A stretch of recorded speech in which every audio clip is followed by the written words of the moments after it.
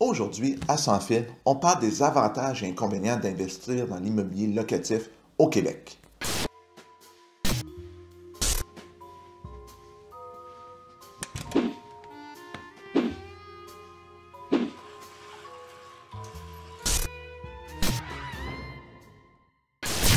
L'avantage indéniable de l'immobilier locatif, c'est que tout le monde a besoin de se loger quand on parle d'immobilier résidentiel.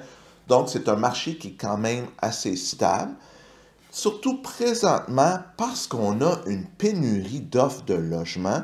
Donc, quand on a un logement à louer, à moins qu'on soit hors prix ou dans certains secteurs défavorables, c'est facile à louer. Un mois, puis je dis un mois, je suis généreux, là, mais c'est rare qu'on ait des mois de vacances parce qu'il y a tellement peu d'offres et tellement de demandes que ça en fait un produit facile à louer. Un autre avantage de l'immobilier locatif, c'est que ça vous procure un revenu mensuel où vous avez, oui, vous avez du travail à faire, on va se le dire, parce que l'immobilier, c'est un travail, on est entrepreneur, mais relativement passif. C'est-à-dire que tous les mois, vous avez un revenu qui rend relativement stable. Donc, pour vous, c'est le fun, vous avez une prévisibilité des revenus. L'immobilier possède un autre avantage indéniable, c'est l'effet de levier. C'est-à-dire, aux mesures où vous remboursez la dette, donc l'hypothèque, vous remboursez du capital, bien, ce capital-là peut devenir accessible pour d'autres projets. Donc, si vous avez, par exemple, un immeuble que vous avez payé 1 million, là, vous avez hypothéqué à, exemple, 750 000, mais avec le temps, il vous reste 500 000 d'hypothèque. Bien, vous avez une portion d'équité que vous pouvez utiliser pour acheter d'autres immeubles. Donc, il y a un effet de levier intéressant avec l'immobilier locatif.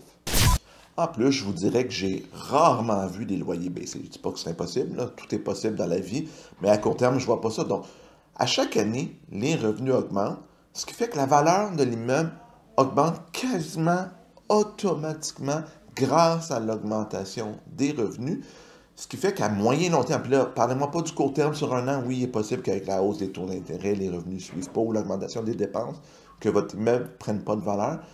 Mais sur un horizon de 10, 15, 20 ans, ça serait extrêmement surprenant que votre investissement ne prenne pas de valeur. Tout a l'air beau présentement quand je parle d'immobilier locatif. Il n'y en a pas de problème, il n'y en a pas de risque. Mais oui, il y a toujours des inconvénients à investir en immobilier. Si ça serait si facile, le monde accepterait des rendements de 2-3% par année. Ça serait l'équivalent d'un bon du Trésor ou d'une obligation fédérale ou provinciale. Donc oui, il y a des risques à investir en immobilier. Et le risque le plus important, c'est le risque de mauvais locataires, de mauvaises créances, des locataires qui démolissent les logements, par exemple. Donc, je ne dis pas que c'est courant, mais il y a des locataires qui font ça, qui démolissent le logement, qui ne payent pas. Donc, c'est un risque à prendre en compte quand on achète l'immobilier locatif. Pardon. C'est quelque chose qui va probablement arriver dans vos années de détention d'immeuble. Un autre risque de l'immobilier locatif, puis je dirais pas que c'est un risque, mais c'est, je vais utiliser un terme anglais, la glamorisation de l'immobilier locatif, que c'est facile, regardez, moi je fais de l'argent avec l'immobilier locatif. L'immobilier locatif, ça peut être prenant en temps parce que de la gestion, s'il y a des réparations à faire, il faut les gérer. Si on ne le fait pas, on le donne à gestion, mais on sacrifie de l'argent. Mais l'immobilier locatif, c'est un travail et il faut avoir les bonnes aptitudes pour gérer des logements. Si vous n'avez aucune aptitude à gérer des locataires, à gérer des problèmes, et que vous n'avez aucune aptitude en rénovation, vous allez peut-être trouver ça dur faire de l'immobilier locatif.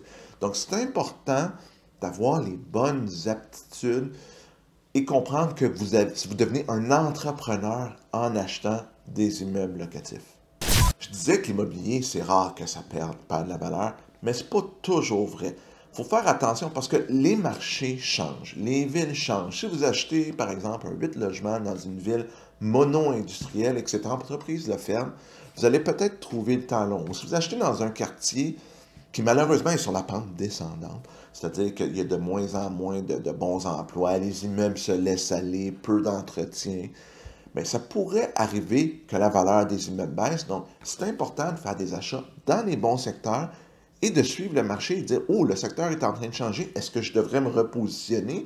Donc, c'est quand même un risque immobilier locatif, c'est pas nécessairement ce qu'on dit en anglais, un buy and hold. Donc, on achète, on le tient, puis on fait rien, puis c'est sûr que ça va monter. Il faut être proactif, voir les changements de secteur, les changements de dynamique de marché et s'ajuster en conséquence. Puis finalement, ça prend de l'argent pour investir en immobilier. Oui, il peut y avoir des façons avec du love money ou c'est-à-dire que la famille vous prête de l'argent pour la mise de fonds, mais la plupart du temps, ça prend quand même un certain montant d'argent pour partir en immobilier. Il y en a qui vont vous dire, hey, emprunte la mise de fonds sur ta carte de crédit et tout. Ça devient des investissements hautement spéculatifs et risqués. Puis on en a vu beaucoup de gens qui se sont plantés, mais ce n'est pas ce qui est véhiculé sur les médias sociaux, mais ça arrive. Donc, pour investir en immobilier, si vous n'avez pas d'argent à votre nom, je ne dis pas que c'est impossible, mais ça devient beaucoup plus ardu. Puis pour acheter un immeuble, par exemple, d'1 million, mais on n'achète pas ça avec 10 000 de mise de fonds. On parle en centaines de milliers de dollars d'investissement initial requis. Êtes-vous d'accord avec ce que je viens de dire, les pour, les contre pour investir en immobilier locatif? Mettez-le en commentaire si vous pensez que j'ai raison, j'ai tort, si vous avez d'autres arguments, d'autres points à apporter, ce serait le fun. Un pouce en l'air pour mes capsules, toujours apprécié. Abonnez-vous à la chaîne, on va continuer à mettre du contenu régulièrement, puis on se revoit la semaine prochaine. À bientôt tout le monde!